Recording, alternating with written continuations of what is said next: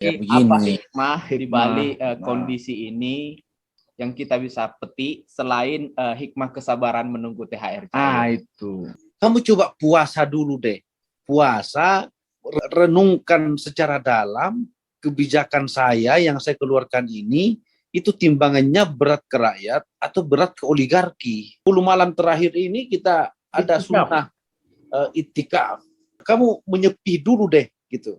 Tutup matamu, hadirkan energi positif selama berapa jam ke depan. Baru kemudian bicara soal negara, bangsa kita.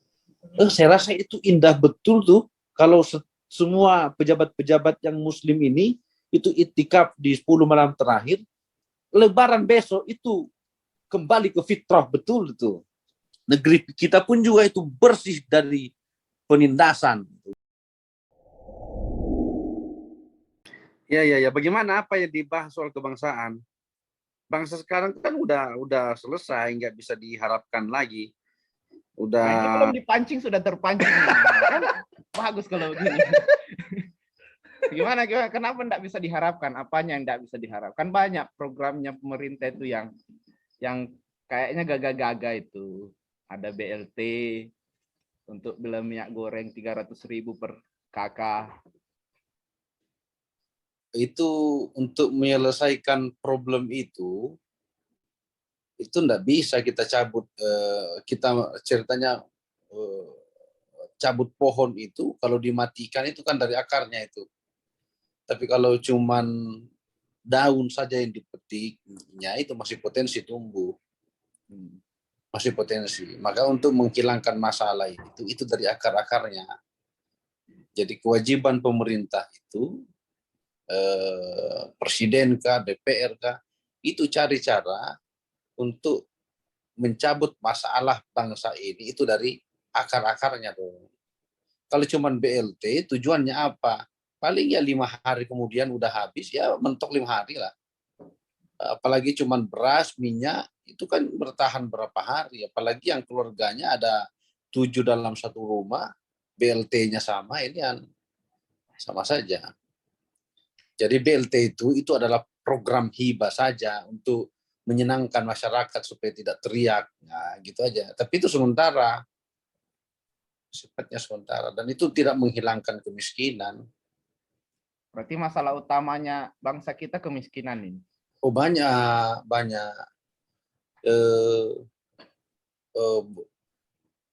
Misalnya kalau dia bangun infrastruktur ini dipakai untuk apa kan? Sementara problem utamanya itu adalah kebodohan dan juga kemiskinan. Amanah konstitusi itu adalah cerdaskan kehidupan bangsa, sejahterakan rakyat. Itu amanah konstitusi. Nah, begitu. Bukan sejahterakan oligarki, sejahterakan pengusaha besar, nah miskinkan rakyat, kan begitu. Apa jangan-jangan setiap kebijakan itu menguntungkan oligarki begitu maksudnya itu, Pak Presiden? Ya mesti begitu kan. Kalau sistem kita yang kita pakai, sistemnya sih sebenarnya ya, kalau kita bangun negara kan begini, negara ini kan jelas punya ideologi. Internet Anda berakhir ya. Oke. Apa tadi pertanyaannya? Saya lihat Pak udah mau selesai itu, udah mau habis. Oke. Enggak, kira-kira ini kalau pandangan Pak Presiden IMM ini, kebijakan yang dikeluarkan oleh pemerintah ini menguntungkan siapa kira-kira? Karena rasa-rasanya ini kan hanya daun saja kan yang nggak sampai ke akar-akarnya begitu loh. Oke, ceritanya kemanfaatannya untuk rakyat, untuk masyarakat. Itu ceritanya. Tapi ya di balik itu ya bolehlah kita tidak berlebihan kalau kita katakan bahwa menguntungkan untuk kelompok-kelompok tertentu, pemodal gitu. Ya harusnya kan kalau diberlakukan ya bukan berarti kita anti sama pemodal, anti investor, bukan begitu. Tapi ya kalau ada porsinya masing-masing, silahkan investor masuk, tapi kompensasi untuk kesejahteraan rakyat itu seperti apa, kan begitu. Silakan masuk. justru ya investor ya bisa jadi menguntungkan juga dikit-dikit. Tetapi jangan terlena dengan itu. Hanya oknum-oknum tertentu yang memainkan semua itu. Akhirnya ya kasihan. Ya. Ada lagi mungkin. Ya itu saja dulu. Oh. Tidak ada yang mau ditambah lagi. Kuncinya di situ. Selesai. Nah, ya kalau kita sebenarnya di IMM misalnya, kita sudah putus asa untuk berharap kesejahteraan itu datang dari sistem dari negara kita. Ya, mau nggak mau kampanye kita pada masyarakat, terkhusus pada kader-kader kita itu, jangan sampai kader-kader kita pun juga ikut menjadi beban negara. Caranya adalah ya hadirkan pikiran bahwa apa yang kita berikan pada negara itu yang kita harus pikirkan. Makanya tema besar milad kita kemarin itu bicara soal menguatkan kemandirian. Itu kembali pada diri kita, organisasi kita. Nah, baru kemudian ketika memang itu selesai, maka kita ya harus Kontribusi. saya rasa bahwa kalau kita bisa menciptakan 1.000 orang kaya, maka tuntas ini semua ini. 1.000 orang kaya yang kita isi dengan ideologi kita ya, kedermawanan, kita isi gimana caranya supaya kekayaan itu hanya sebagai perantara saja, itu alat perjuangan saja, tapi bukan jadi tujuan gitu. Saya rasa 1.000 itu udah bisa menuntaskan. Kenapa negara nggak mikir begitu? Justru kemudian yang mikirkan itu para ormas-ormas. Tetapi ormas-ormas yang kritik terhadap negara itu beberapa dikerdilkan, bahkan terancam dibubarkan. Ya. Kalau macam-macam. Itu adalah problem dari segi demokrasinya. Itu. Jadi banyak problem sebenarnya. Ya nggak mau ya kita harus ya kembali pada minimal organisasi kita, minimal kader-kader kita upayakan supaya sejahtera. Salah satunya jadi pengusaha. Iya, kalau yang kelompok-kelompok kecil ini kalau kompak, saya rasa itu bisa lah. Wong oligarki saja kan hanya segelintir orang, tapi bisa mengubah undang-undang, bisa bahkan berupaya untuk mengubah konstitusi gitu. Itu soal kelompok kecil saja. Perannya Muhammadiyah yang punya masyarakat 50 juta manusia itu. Kalau semua itu bergerak untuk kemajuan bangsa, bukanlah udah selesai dengan dirinya, maka selesai dengan masyarakat kita ini. Ya kan? Ditambah dengan Nahdlatul Ulama, dengan ormas Islam terbesar ya di dunia, ya selesai juga ini problem kita. Dua organisasi ini nyatu saja dengan menjalankan semua ideologinya masing-masing, selesai kali. Nggak ada problem itu. Berarti selama ini nggak ada dampaknya ini kira-kira ini, Mak? Dampaknya apa? Misalnya Muhammadiyah ya kan dengan sebegitu besarnya amal usahanya misalnya kan, terus Nahdlatul Ulama dan organisasi kemasyarakatan yang lainnya, belum lagi OKP ya, itu rasa-rasanya kok apa begitu loh, pengaruh. Rasanya ada. Buktinya dengan sekolah-sekolah yang dibangun, universitas, panti asuhan, ya, tapi nggak punya kekuatan politik gitu. Akhirnya kan, nggak punya kekuatan politik. Kalaupun ada ormas yang punya kekuatan politik, maka yang dipikirkan problemnya adalah yang dipikirkan itu cuman organisasinya sendiri. Yang dipikirkan adalah gimana caranya supaya sejahtera orang-orang yang berkecimpung di organisasi saya. Ya itu, termasuk juga ini saya kritik untuk Muhammadiyah sebagai organisasi terbesar. Ya, tuntaskan.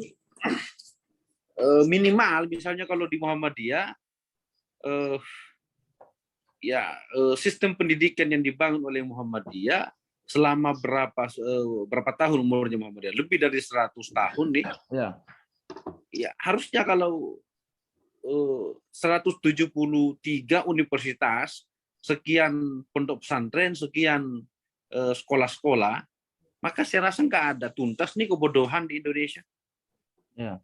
Tuntas kebodohannya. Artinya, tapi nyatanya masih ada orang-orang yang taraf pendidikannya itu di bawah rata-rata. Artinya ada problem kan? Ini ada problem dalam sistem di ormas, sistem negara, begitu.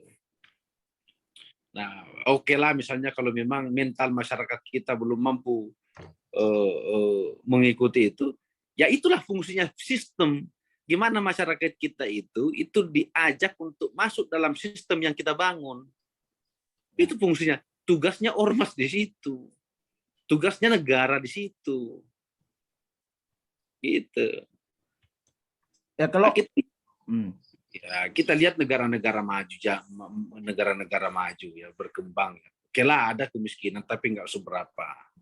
Kalau 100% kita ciptakan ini memang susah. Tapi minimal jangan terlalu jauh juga ketimpangannya. Gitu. Ya, ini juga Bang, apa namanya? Kalau dulu era apa bahasa kita sebut, era kolonial ini untuk merebut kemerdekaan ini kan pemuda semua, mahasiswa lah hitungannya kan. Ya, ya. Arno, ada Hatta, ada Tan Malaka, segala macam lah. Nah, namun hari ini misalnya dengan kemajuan teknologi terus secara otomatis itu kan menambah apa ya kapasitas dan gerakan mahasiswa ini kan semakin masif. Harusnya adalah perubahan yang nampak dan dapat dirasakan. Namun hari ini kayaknya kok kurang ya. Bahkan terakhir kali aksi ini kan jadi bahan bulian ini di media ini kan gerakan mahasiswa ini. Aksi terakhir Mana? Kan gerakan mahasiswa terakhir ini kan jadi bully-bulian ini.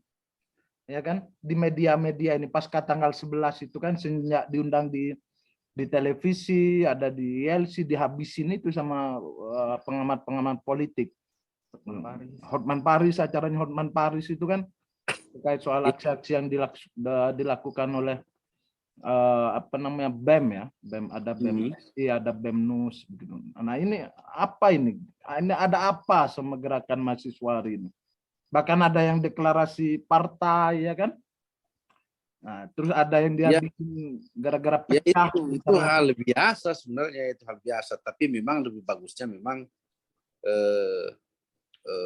pergerakan kita itu didasari dengan data yang kuat. Jadi ada kerisihan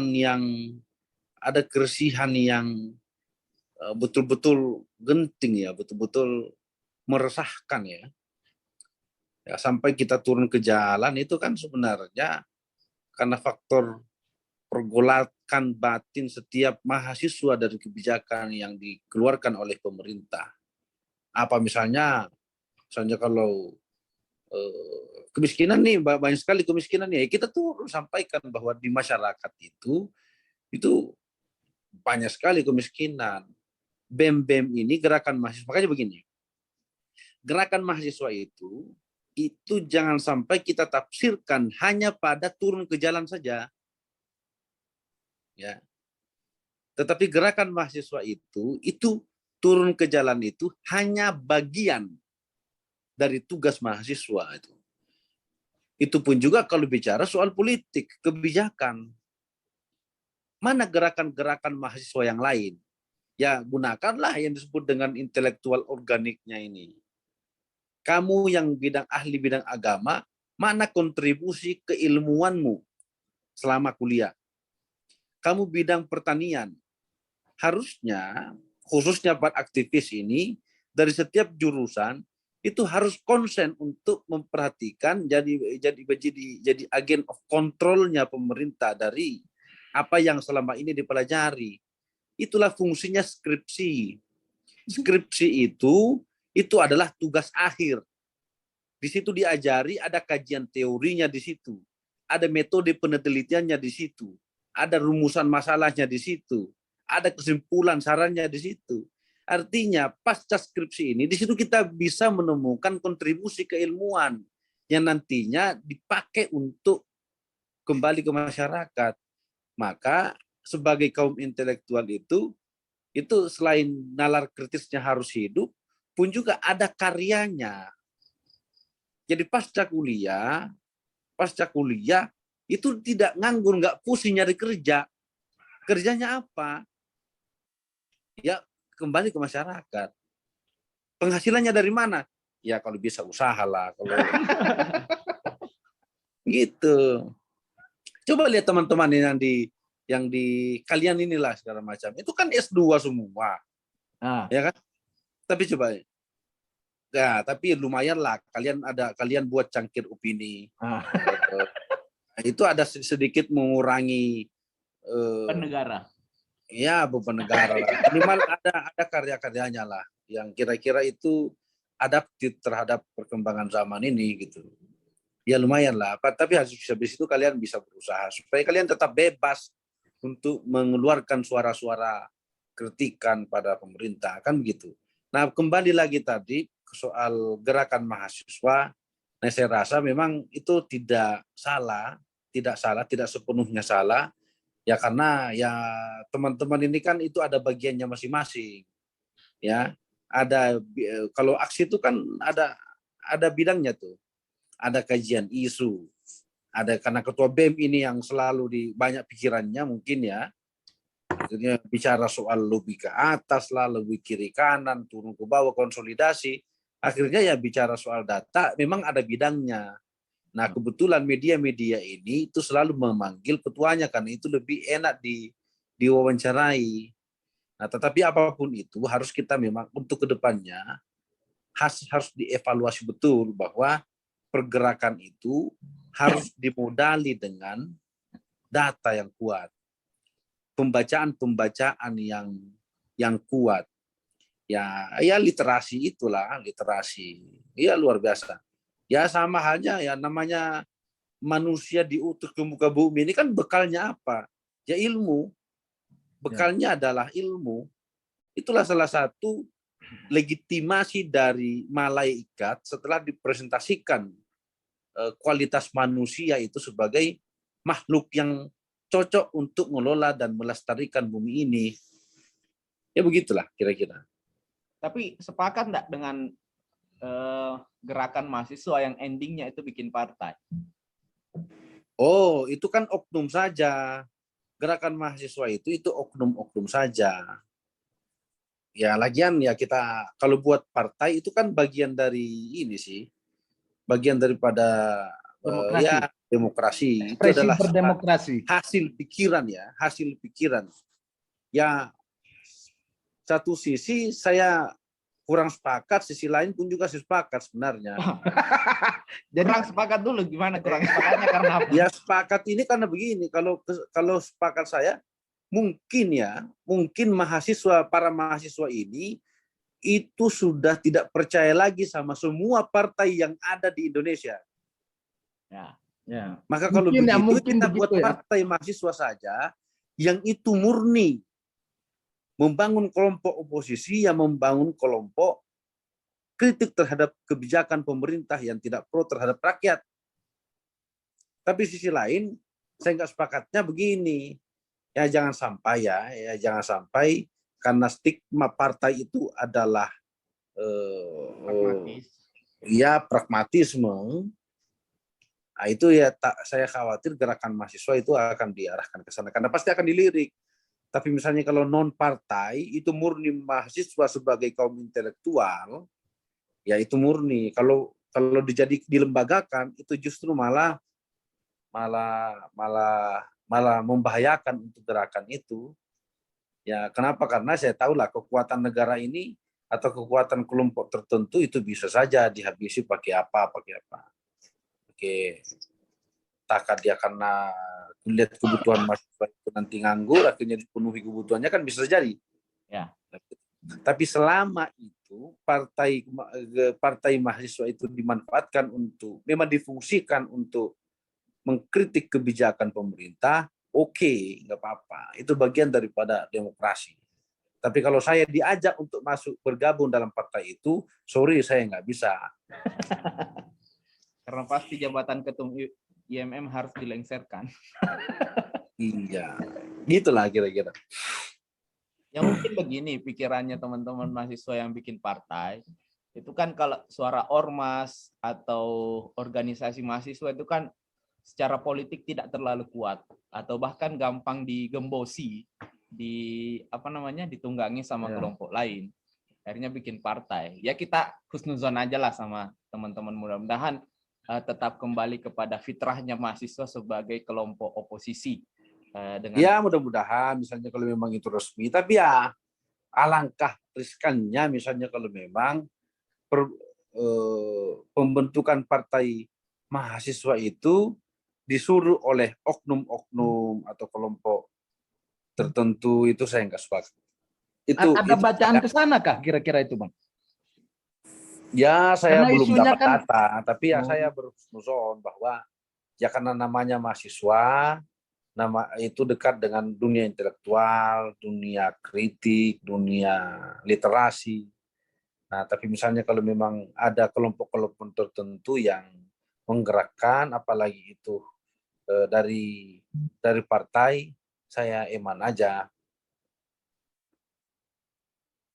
Gitu kira-kira. Tapi nggak salah ya, maksudnya kalau pribadi sampean ini terkait soal kemunculan PMI itu sudah tepat, ya, sudah tepat karena kan itu bentuk ekspresi dalam alam demokrasi kan, pembuatan Ya, partai. persoalan tepat apa enggak tepatnya itu kan saya harus tahu pastinya apa yang melandasi mendirikan gerakan mahasiswa ini. Itu tadi, misalnya kalau memang ya sepakat ketika memang itu tidak ditunggangi oleh salah satu partai atau memang oknum-oknum tertentu. Tapi misalnya kalau ada yang nyuruh, itu sama aja, saya nggak sepakat. Gitu. Jadi itu aja, untuk tahu lebih jelasnya memang harus kita ketemu sama ketua partainya.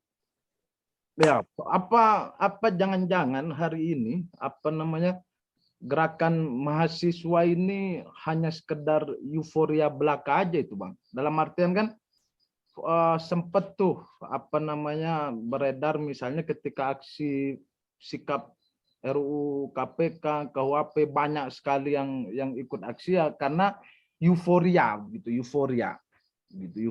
yang benar-benar karena panggilan hati nurani, panggilan ideologi misalnya itu hanya sedikit.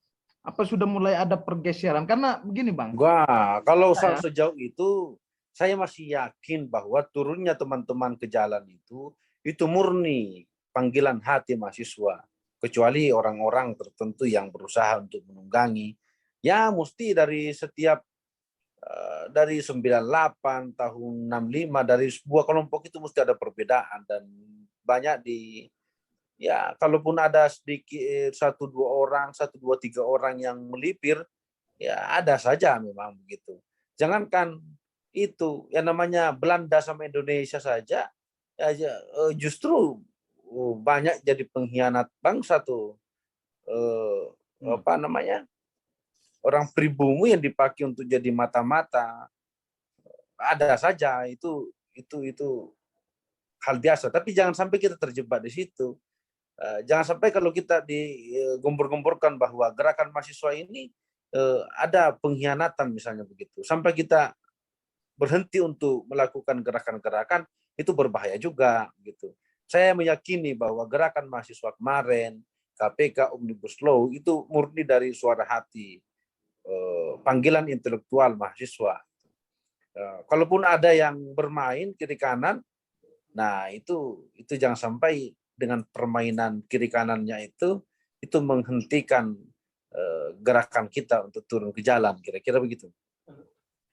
Tapi IMM ini masih ada enggak kelompok-kelompok tertentu yang coba untuk masuk terus menunggangi gerakan IMM selama? Oh iya,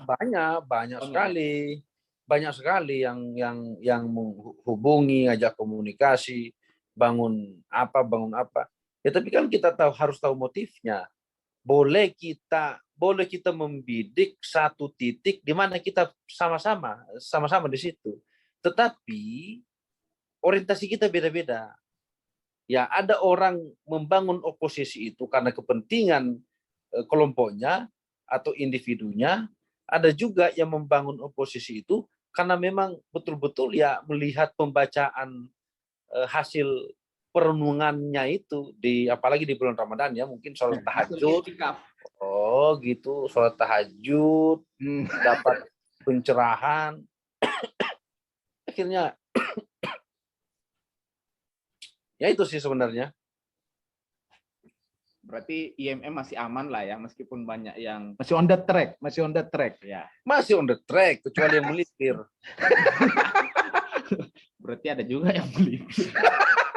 Ya, tapi saya yakin kalau IMM sepanjang pengamatan saya itu masih murni, insya Allah. Dan IMM itu sebelum tanggal 11, tanggal 21, itu tanggal di bulan Februari pun juga kita sudah turun. Kita seruan ke daerah-daerah. Tanggal 22 Maret kita turun. Dari tuntutan-tuntutan yang digaungkan sekarang soal 3 periode, penundaan pemilu, kenaikan bahan pokok, bahan bakar, itu sudah kita gemingkan jauh hari sebelumnya. Gitu kira-kira. Apa lagi nih ya? Ya memang banyak sih memang problem bangsa kita ini ya. Jadi memang banyak. malam ini ya kita fokus mengevaluasi lah. Kira-kira menurut Presiden IMM, evaluasi apa yang harus diberikan oleh kader-kader IMM, khususnya Mas Abdul, untuk negara kita yang sedang, ya mungkin tidak baik-baik saja. Iya, ibda binafsik, perbaiki diri dulu lah, saya bilang. Nah ini ibda masalahnya kita begini. Mana ini? Apa? Ibda minafsinya nih kemana? Ya, kembali kepada diri. Kembali pada diri individu, diri organisasi besar kita di IMM, di Muhammadiyah. Itu aja sih sekarang. Karena kalau kita berharap segala macam itu, saya rasa agak-agak kurang yakin sih. Kenapa kurang yakin? Karena yang memimpin atau ada yang lain? Ya bukan sistem negaranya ya, tapi sistem yang menjangkiti pemerintahan sekarang. Gitu. Menteri-menteri yang diangkat itu dari partai politik lah, hampir tidak ada profesionalitasnya itu. Jadi gimana bisa gimana bisa ideal? Kebijakan yang dikeluarkan kalau efeknya kalau partai politik ini itu yang jadi menteri, itu yang dipikirkan itu ya cuma kepentingan partainya doang. Ya makanya kita di IMM ini ya harusnya ya sudah menjadi gerakan ini, sudah harusnya turun tangan mengambil alih gerakan kemasyarakatan itu, termasuk Muhammadiyah, NU, harus turun tangan. Ormas-ormas besar ini, Muhammadiyah, NU, Persis, Al-Wasliyah, dan lain sebagainya macam, itu ya gaungkanlah gerakan moral, gerakan perlawanan. Sudah itu. Tapi nanti dibilang mau dirikan negara Islam, makar kan begitu kadang-kadang. Oh enggak. Negara Islam itu ya Indonesia ini ya bisa dibilang negara Islam lah. Nah bukan ininya, Enggak, kita lihat spiritnya. Karena setiap misalnya ada ormas, ada hal apapun lah untuk merevolusi akhlak segala macam, nanti kan dijudge bahwa ini politik identitas begitu. Nah, politik identitas ini kan konotasinya kan sudah terlanjur buruk ini. Ya makanya jangan kita anggap buruk.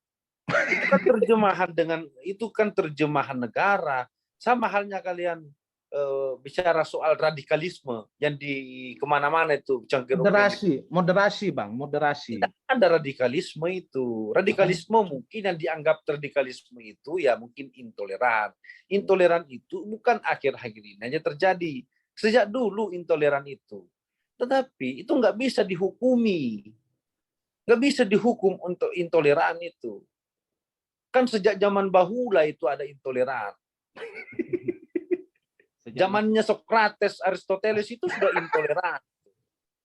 Bagaimana peran negara atau penguasa itu nggak boleh dia mengeluarkan fatwa dari para intelektual itu. Kalau bertentangan dengan kekuasaan, itu sudah intoleran. Bagaimana Galileo itu tidak boleh berfatwa bahwa bumi itu apa ya? Bumi Bulat. itu Bulat bulat, nggak boleh karena itu bertentangan dengan kekuasaan. dengan gereja. Iya, itu yang kita rubah. Itu kita nggak sepakat kan? Jangan sampai kekuasaan itu menghukum para intelektual. Itu kembali lagi kita zaman primitif saja. Zaman dari dulu. Makanya saya bilang, itu kamu negara, tugasmu adalah lindungi masyarakatmu untuk berpikir. Bagaimana orang bisa disuruh meningkatkan pendidikan? Pendidikan naik, muncul nalar kritis. Nalar kritis dikeluarkan, itu dilarang. Fungsi itulah yang bikin orang bodoh sekarang. Karena disuruh sekolah, dijadikan orang pintar, ya tapi Dilarang tapi kritis. dikungkung kecerdasannya itu. Itu samanya tuh dungu, kata Rocky Gerung. Memang mirip-mirip Rocky Gerung kajiannya. Habis nonton videonya. Ya itulah makanya saya bilang jangan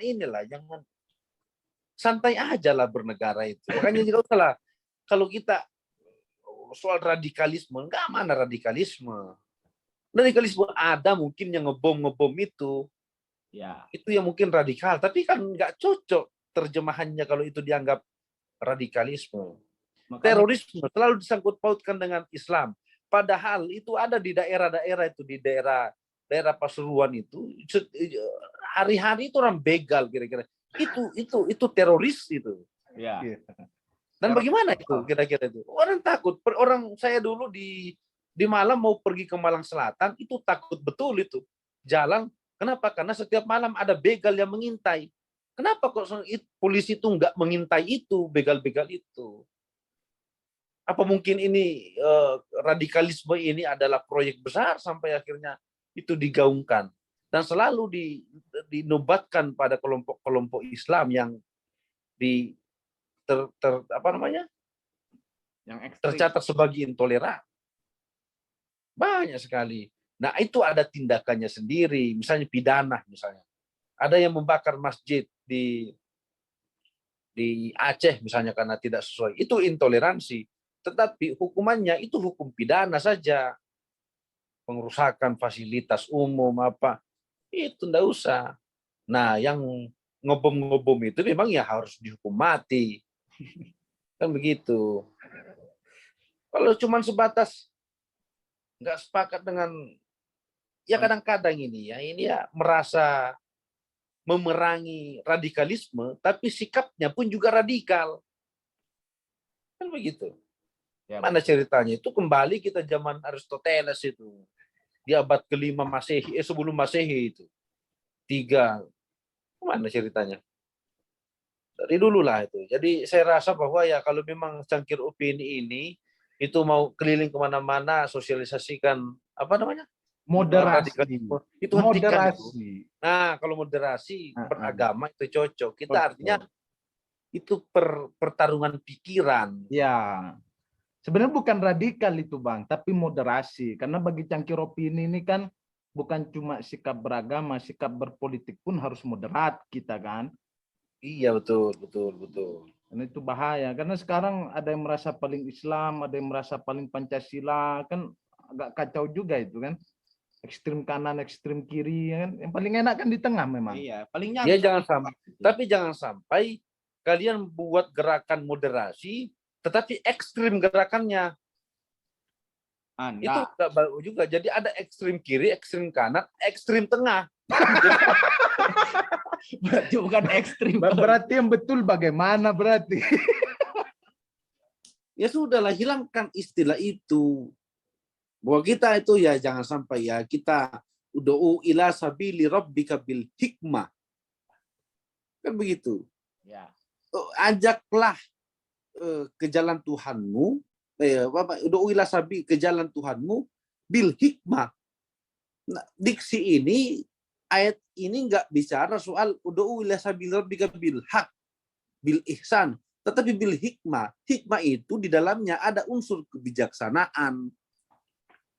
Itu ada unsur kebijaksanaan. Katakan ya kalau istilahnya Sujewo Tejo itu kebenaran itu tidak harus langsung diutarakan karena ketika memang itu menimbulkan kegaduhan ya sama dengan kata-kata makruf lah ya rezeki makruf lah. Ya, nama saya. Makruf ini itu ada unsur kebudayaannya, kebenaran di lokal gitu. Jadi bisa jadi benar di lokal ini, di sana tidak benar. Maka kita perjuangkan, makanya al-adah al-muhakkamah. Itu bisa dihukum, bisa jadi kebenaran pada lokal tertentu. Oke. Tapi kalau hikmah ini itu bijaksana. Bijaksana dong. Ya, dasarnya ilmu. Ya, semua, tapi itu semua bisa kita tahu kalau dibekali dengan ilmu yang banyak gitu. Ya, kira-kira begitulah. Ini jadi Iya, kalian jadi pemuda-pemuda yang produktif lah dikit-dikit itu. Iya, kita dari tadi ngomong isu kebangsaan sampai ke Kawaidul Fikih, nggak tahu gimana ceritanya. Karena momentumnya Ramadan Ramadan. kan, itikaf. Nah, jadi apa? Oh, iya, nih. Apa? Tolong ya, agak bentar lagi saya sholat itikaf ini jam 1 saya mulai itikafnya dipercepat aja. Siap. Nah, kira-kira apa gini, apa dalam momentum itikaf kita ini di bulan Ramadan ini yang bisa kita ambil? Penutup kita ini kan yang bisa kita ambil lah, hikmah sehingga kondisi bangsa ini mampu dipengaruhi lah oleh nilai-nilai itikaf atau Ramadan ini. Gimana kira-kira? Ya, Jadi begini. apa hikmah di balik kondisi ini yang kita bisa petik selain hikmah kesabaran menunggu THR cair? Itu. Begini. Ramadan ini kan sebenarnya mengajarkan kita ada namanya tarbiyatun nafas. Jadi ada kebiasaan-kebiasaan yang syahwatnya kita itu tinggi betul, itu kita hentikan sebagai bentuk ini. Artinya kamu yang suka korupsi, puasa dulu, kamu rasakan dulu untuk tidak korupsi. Baru ternyata itu nikmat tidak korupsi itu. Bagi kamu yang suka buat kebijakan nih yang menyengsarakan.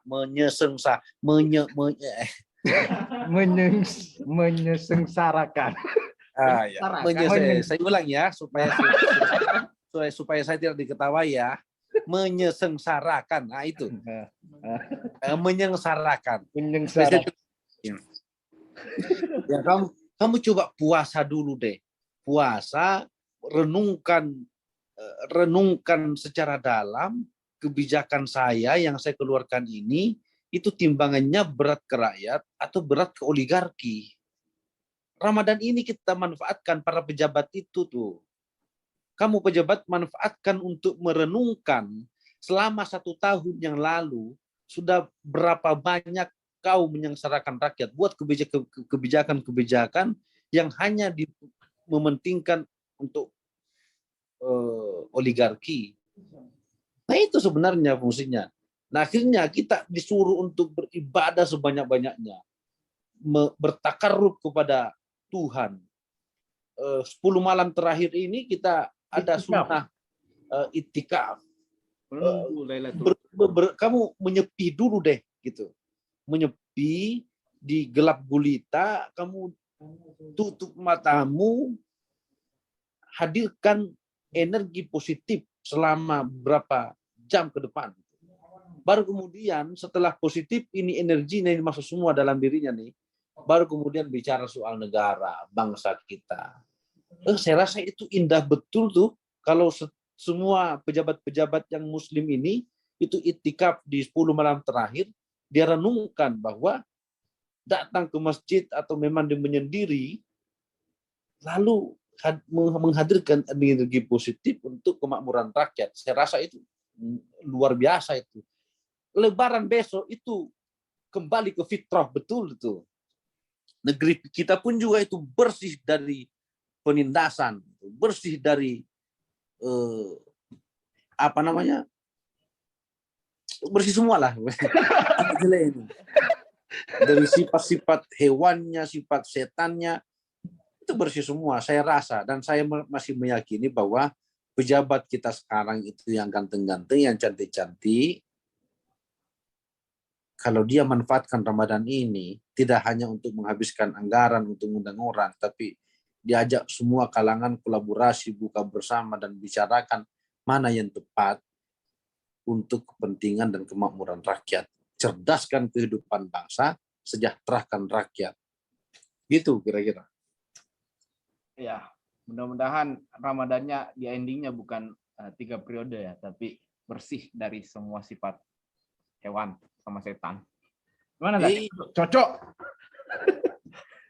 Dan siapa tahu ada yang iktikaf terus mintanya 3 periode, kan repot lagi tuh. Oh boleh saja, tapi saya sangat yakin bahwa Tuhan tidak mengamini itu. Luar biasa. Kayaknya kedekatannya sama Tuhan luar biasa. Pak Oh, ma iza sa'alaka ibadi fa inni qarib. Keluar lagi ayat. Kita ini tuh dekat betul sama Tuhan. Kayak urat nadi dekat. Bahkan ya beberapa sufi bahwa dan saya lebih sepakat itu bahwa ruh kita ini itu menyatu sama Tuhan. Karena ruh yang ditiupkan sejak 4 bulan dalam kandungan kita itu yang fohmi ruhi itu kembali ke Tuhan. Diri Tuhan. Sebagian ruhnya Tuhan itu ditransfer ke dalam badgoh itu. Badgoh itu segumpal daging kan? Ya. Kalau enggak salah. Nah itu segumpal daging. Nah kan dari setete sebelum segumpal darah jadi daging. Daging di situ ditiupkan ruh itu dari Tuhan. Makanya saya bilang pengejawantahan wujud Tuhan itu ada dalam diri kita, itu ada itu. Maka semua Asmaul Husna itu ada dari kita itu. Maha Pengasih, Maha Penyayang, Al-Musawwir.